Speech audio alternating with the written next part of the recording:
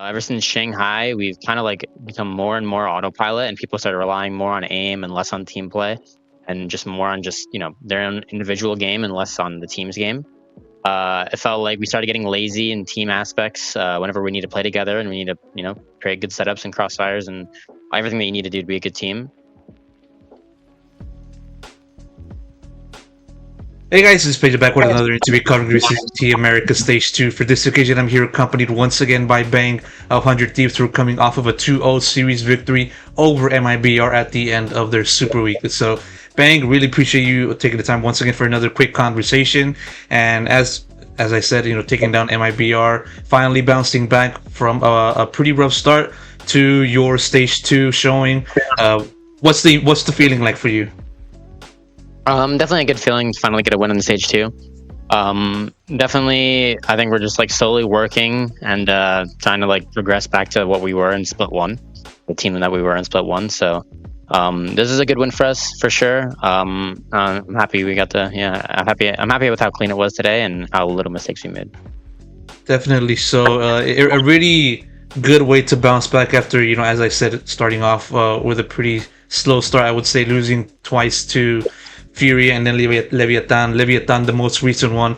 And I want to ask about how the team was able to turn it around from, losing to Leviathan in that fashion to now over to today. How are you guys able to make that, mental switch happen? So in our match against Fury, actually, we had been like pretty slumping pretty hard, even in scrims. Like we were losing a lot of scrims. We weren't like we were both mechanically and just as team play wise slumping pretty hard going into that Fury match, unfortunately. And we actually started towards the end of the week before our Leviathan match. We were starting to get back in form of like we started noticing that we're winning a lot more scrims. We're playing a lot more team play. I feel like our game was improved a lot ever since that match. Obviously, we still got kind of destroyed by Leviathan, but it didn't. I felt like after the Leviathan match, once again we were still in this form where we're playing like a good team in scrims. We're playing together. We're mechanically doing pretty well as well. Like everyone's hitting their shots. So it was like kind of like a slow process between like those 3 weeks or 2 weeks. And yeah, I mean we're in a pretty good form now, I'd say, but we still have some work to do. I think the biggest thing is just putting in the work behind the scenes, just in scrims, and trying to get better and as consistent as possible. Talked to a few teammates so far in stage 2, them being Boostio and EU up until now, and it kind of asked about their biggest issues. Boostio talked to me and he mentioned about how it was mechanical issues and how that contributed in part to the team not doing well, not performing as usual back in stage 1, individual and also as a collective. I mean, from your point of view, what do you think was the biggest contributor behind just the team not playing well in those initial matches so far in stage 2? I definitely felt like I know my teammate EU's talked about this, and I definitely agree with his take. Ever since Shanghai, we've kind of like become more and more autopilot, and people started relying more on aim and less on team play, and just more on just their own individual game and less on the team's game. It felt like we started getting lazy in team aspects whenever we need to play together and we need to create good setups and crossfires and everything that you need to do to be a good team. We started getting lazy in those areas for some reason. I think it's kind of because we thought we just split 1 week. We thought we were good enough to not have to worry about these kind of things, but obviously that kind of bit us in the behind. We definitely needed to get back in shape in that regard. So that's what we've been working on. Like I said, that the biggest thing was just getting back to team play. And yes, we did. I think mechanically, and sometimes it just happens. Players aren't as don't have as crazy aim on like 1 week versus on another week. I think everyone is capable of doing incredible things mechanically on this team, so none of us are really worried about it. We did go through, like I'd say, a small slump mechanically between the first week and the second week. On the mechanical side, I do understand in the sense because it's not every team is going to be perfect every week. There are very few teams that are able to make that happen. But still, these kinds of stretches do happen.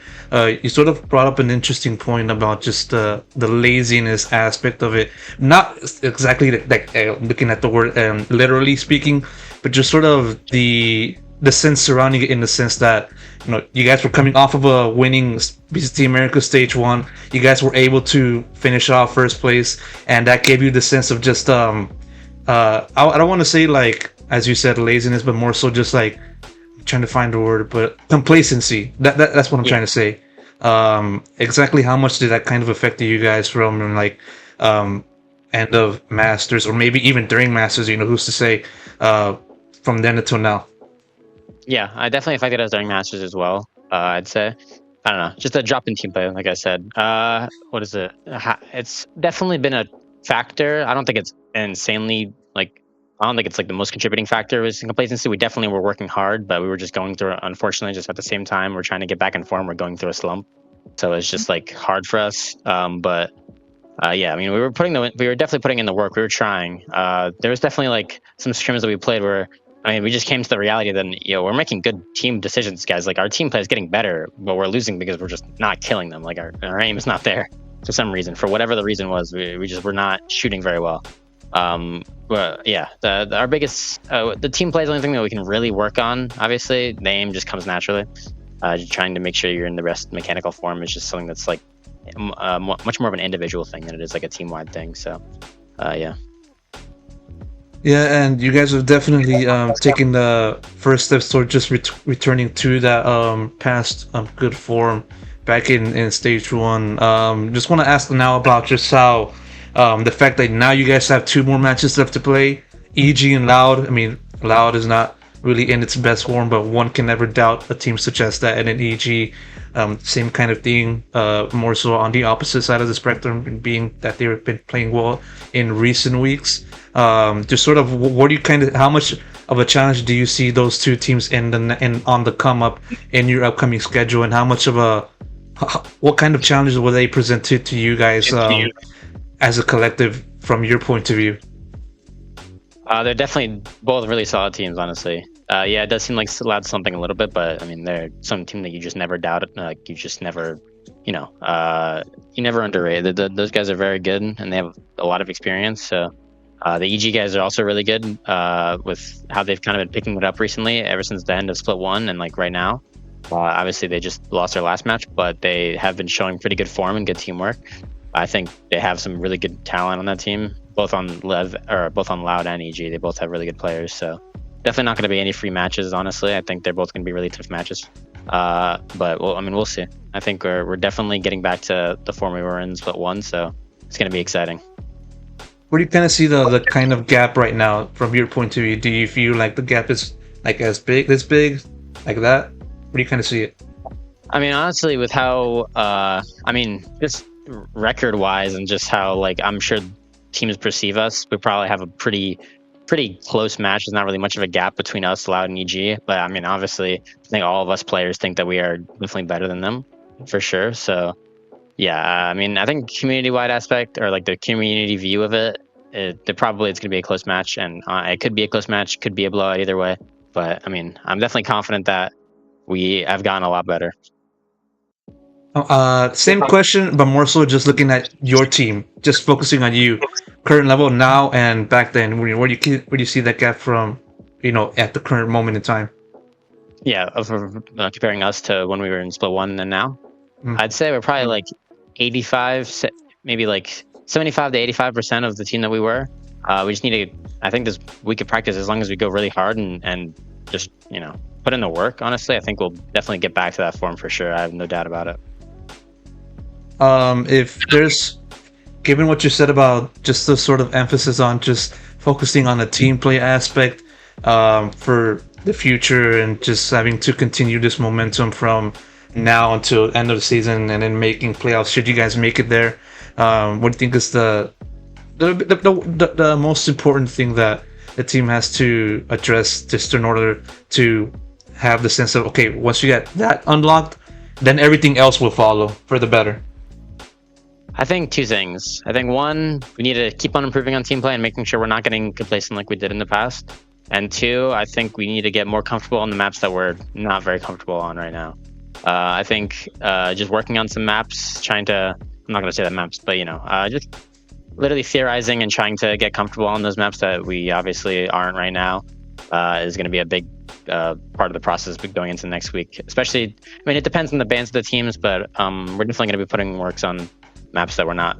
We're going to be putting in work on maps that we're not very comfortable on.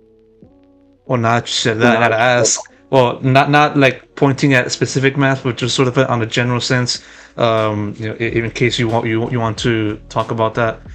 Just sort of where do you kind of see the current strength of the team's map pool at its current moment in time? Because as you say, you guys have a lot of work ahead of you, and then want to figure those issues out.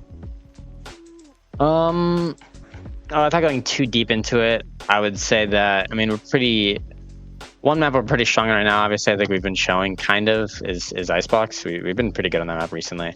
We obviously lost to Fury on it, but I think it's a lot, I mean, yeah, I would say Icebox is probably one of the better maps for us right now, but I don't want to really go into too much of the other map pool of like what else we're good at or what we think we're good at, but yeah, I'd say Icebox has been a pretty good showing for us.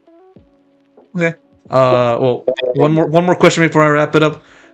With now us approaching playoffs, and then I believe that'll be around the time in which Abyss then gets into the map pool, and then Breeze gets out.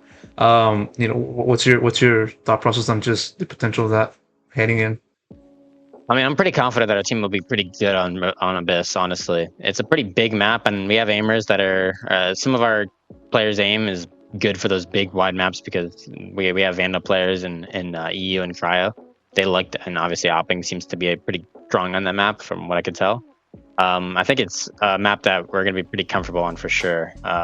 Just playing it in ranked, it's a fun map. I like it at least, but it's definitely a interesting map for sure. I don't know, but yeah, I definitely think I'm confident that we'll be good on it, and it'll be one of our better maps.